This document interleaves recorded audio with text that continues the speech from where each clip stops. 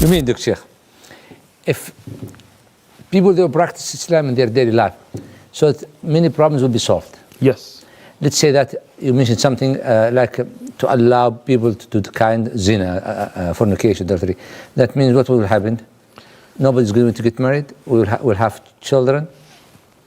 If people stop fornicating, if people stop living a life where they go to clubs and they go to things like prostitution and things like this, the spread of STDs would stop, right? Gonorrhea, so many AIDS, so many things would stop, right? And illegitimate births, where a child doesn't know their father, is given up for adoption, and things would stop, right? Mm-hmm. Many of the breakdown of society is because the family structure has been ruined. But if we lived an Islamic life, that structure would be back together. Not just that. Mm-hmm. If we look at the decay of Western society, a lot of it based on immoral actions and websites and films and things that have destroyed the purity of society. And Islam would preserve that. It would preserve the marriage. It would preserve the sanctity of marriage. It would make it that a man would not think of a woman as an object to use for their pleasure, but rather respect a woman, right? When you see a woman, and I'm just going to be very honest with you, and I apologize for being front, but that's how we speak. We don't filter.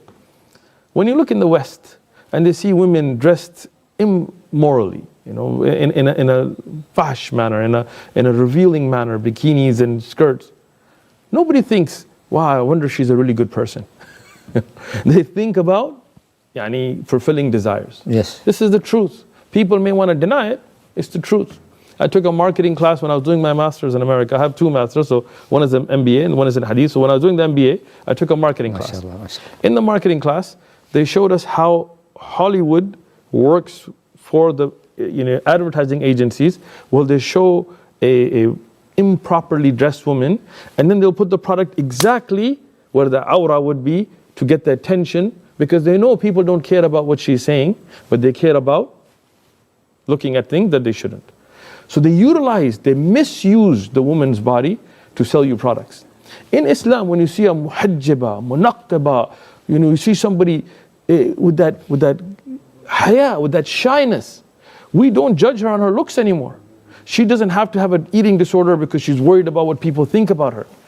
She even Donald Trump, he said about the niqab, he said it's a great thing because you get ready, you go, you don't have to worry about, if I don't look a certain way, then people are going to judge me and so on, right? And then when she speaks, you have to pay attention to what she's saying. You have to respect her for her mind and her thoughts. You don't evaluate on her measurements. This is an honor and izzah that Islam gives. I'm sorry, I have to interrupt you now. Please. I'm happy to be interrupted, Sheikh. Anytime. we do street da'wah, we get interrupted all day long. Jazakallah khair. Sheikh, now you came to a very, very critical and hot point. You as a Muslim in Islam, do you respect women? You said that the Western people or non-Muslims said, look to the women, to the women in Islam. They are humiliated, they are disrespected, and so on. Absolutely not. Prove it to me. I will prove it to you right now. Today. No problem.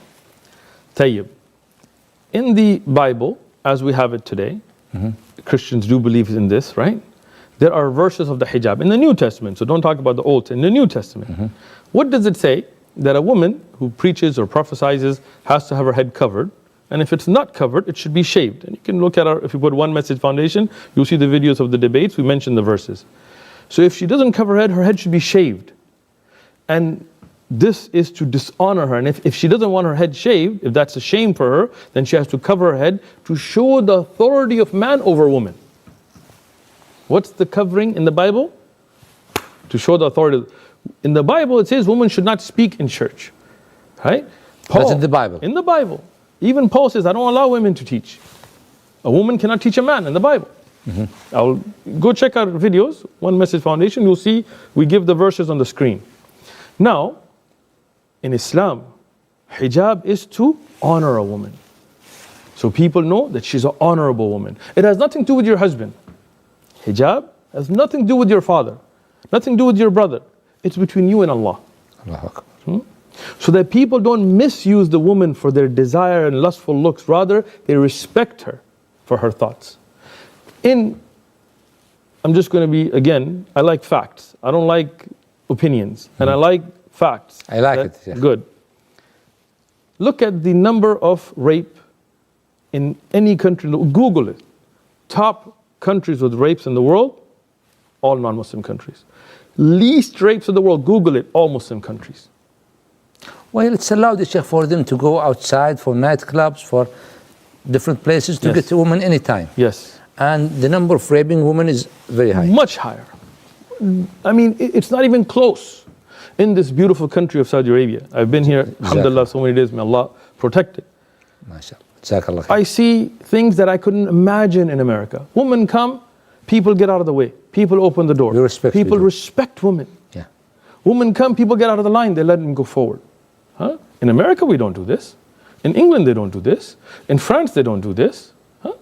Shaykhuna, Habibuna, let me ask you a question. When you go out for dinner, do you tell your wife, pay? No. You honor her, you respect her, you love her. If she works, she keeps her money. Yes. She doesn't have to give it to you, right? But you work, you have to spend on her. And she doesn't need to pay it in the house for yes. For renting. So who pays for the rent? Who pays for the food? Who pays for it? You do. Me, I do that. And if she works and she has her own money, or if she has her own business, which she can. In Saudi, alhamdulillah, many women own billions of dollars of businesses. Yes. They don't have to share that. So how is she honored and respected here? In America, I've seen it myself. Husband will go out the wife and he'll be like, yo, can you get it today? We split the bill. We'll go Dutch, they say, you know. And many times the women in America, I've seen it. I lived there. Like they can't lie to me because I've seen it myself. The poor woman will be working and she'll be spending the bills, and the man will be drunk in the bar, in the pub, and he'll come home and then be abusive. This is not respecting women.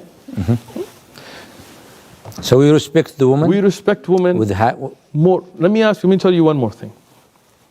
Do you know who is the most respected, deserving of your love and your respect and your obedience out of everybody in the world that is alive, not including Allah and His Prophet, but from your family? Who? Mm-hmm. My mother. Your mother. The woman. Your mother is the most respected.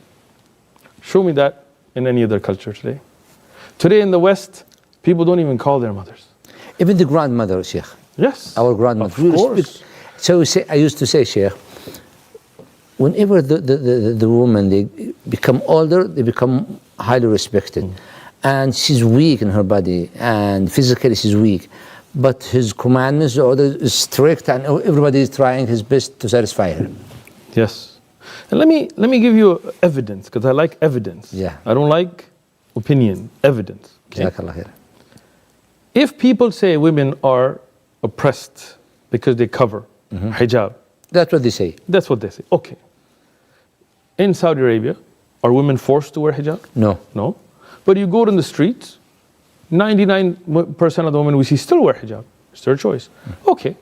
You say maybe it's cultural. In America, are women forced to wear hijab? But the Muslim women in America, they wear hijab, niqabs and gloves and abaya and khimar. Why? Ask, if you don't believe me, ask those women that you see in the UK, that you see in America, ask them, why are you wearing hijab? And they will tell you because they feel honored by it. They love it. We see thousands, if not hundreds of thousands of women in Europe, in America, in South America, in Russia that are becoming Muslim, and they choose with their own choice to wear the hijab, and they're honored by it. And I will say one more thing before I end this subject and let you interrupt me. It's the West that dishonors and oppresses women. Because if you look in France and many other countries now in Europe, a woman is not allowed to cover herself. She is forced by law. Even we see young girls crying because they love the hijab. But they're forced in school to take it off. They're forced in government offices. Even in the street now with niqab, they give you a fine. Why? Why do they oppress that woman and not allow her to cover herself? It's her choice. Why are you oppressing them? Ask those sisters, are they free? No. Ask the sisters here in Saudi Arabia, come, if you're not Muslim, come to Riyadh, come and walk around and ask the women why they cover. There's no force. They do it because they love it, because it's an honor.